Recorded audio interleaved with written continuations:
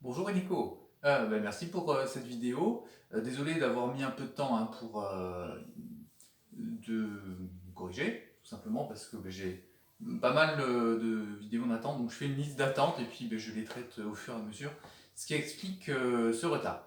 Alors, on va changer parce que Deep Purple a fait d'énormes progrès, en tout, vraiment en swing, sur pas mal d'accords. Enfin, je trouve vraiment ça a bien avancé, le tempo aussi, donc bravo pour ça. Alors, sauf une chose, il y a un accord que tu n'arrives pas à faire toujours, enfin c'est déjà le cas la dernière fois, c'est l'accord de 7 sur Ré, c'est une tierce majeure, d'accord? Quand tu fais celui-là, à chaque fois tu me fais avec une tierce mineure. Et avoue quand même que ça sonne mieux, hein. Et puis donc il revient après, en plus il est répété deux fois là, là, c'est avec un Fa dièse, pour faire une tierce majeure. Voilà, l'accord 7, c'est ce que nous on appelle en France septième de dominante, donc il a une tierce majeure, une septième mineure. D'accord, ça faut bien que tu l'apprennes parce que c'est hyper important dans le jazz et puis aussi dans le classique. Donc du coup, je vais te donner une nouvelle pièce que je vais te scanner. Donc je vais te la jouer. Celle-là, elle a beaucoup de septièmes de dominante. D'accord, donc il y a beaucoup d'accords 7. Donc je pense que si après ça tu n'arrives pas à faire des belles septièmes de dominante, je mange mon chapeau. Alors, je te la joue une fois en entier, mais tu vas pas la bosser en entier parce elle est dure, tout simplement. Pas parce qu'il y a des accords de septième de dominante, mais parce qu'ils sont quand même enchaînés assez rapidement, et puis aussi parce que la main droite tricote un petit peu. Alors c'est Blue Monk, je sais pas si tu connais, c'est assez connu dans le jazz, c'est un standard de Thelonious Monk. Donc voilà, alors je te le joue une fois et après je t'explique un petit peu.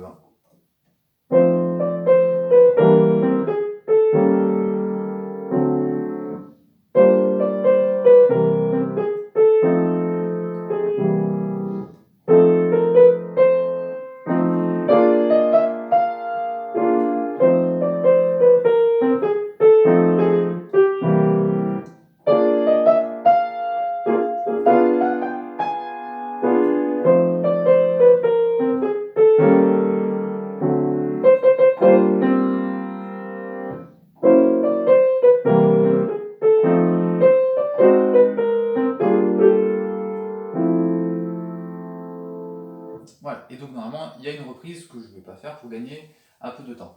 Alors voilà, ça c'est la pièce. Donc ce que j'aimerais, c'est que déjà tu me fasses les deux premiers systèmes. Je t'ai mis des encoches aussi pour que tu vois les phrases et que tu me fasses donc les deux premiers systèmes, d'abord avec uniquement les accords, pour bien vérifier que les septièmes de dominante, tu les formes bien, parce que une fois que tu as pris une habitude, c'est pas évident de la changer. Donc voilà, je voudrais ces deux systèmes. Voilà, à chaque fois c'est des accords 7. Et ça commence bien, tu vois, ça commence avec une descente chromatique, avec depuis Fa, après donc tu as Mi, Mi bémol et Ré. Tu as un petit accord de septième mineur qui passe, et puis le reste, ce ne sont que des accords de septième de dominante. Tu vas retrouver souvent les mêmes à partir de la même basse, comme Fa ou Do, puisqu'on est en Fa majeur. Quelques si bémol aussi. Voilà, donc déjà tu me fais une version de la main gauche seule, et puis que ça t'empêche pas évidemment de bosser la main droite. Je mets pas de doigté, parce que ça, je pense à ton niveau, tu peux te débrouiller sans problème. Essaye de mettre tout de suite en place les croches swingées, parce que je pense que ça tu le sens assez bien. Donc dans le swing, la première croche est prolongée, la deuxième est raccourcie. Voilà, et attention de ne pas inverser, parce que souvent j'ai des versions comme ça. Donc voilà, commence par installer ces accords, c'est hyper important évidemment. Et puis tu vas voir qu'il y a quand même des frottements quand tu mettras les notes ensemble. Avec ça déjà.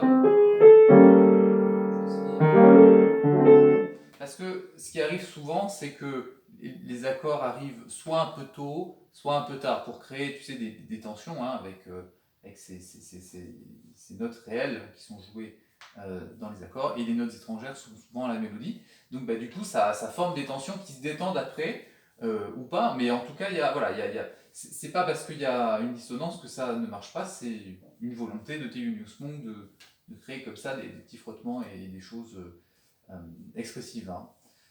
Donc je continue. Là, je reprends.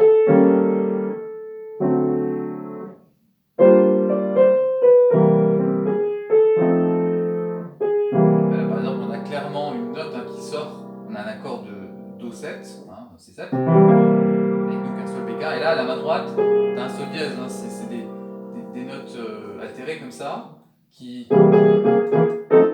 font la magie du jazz, évidemment.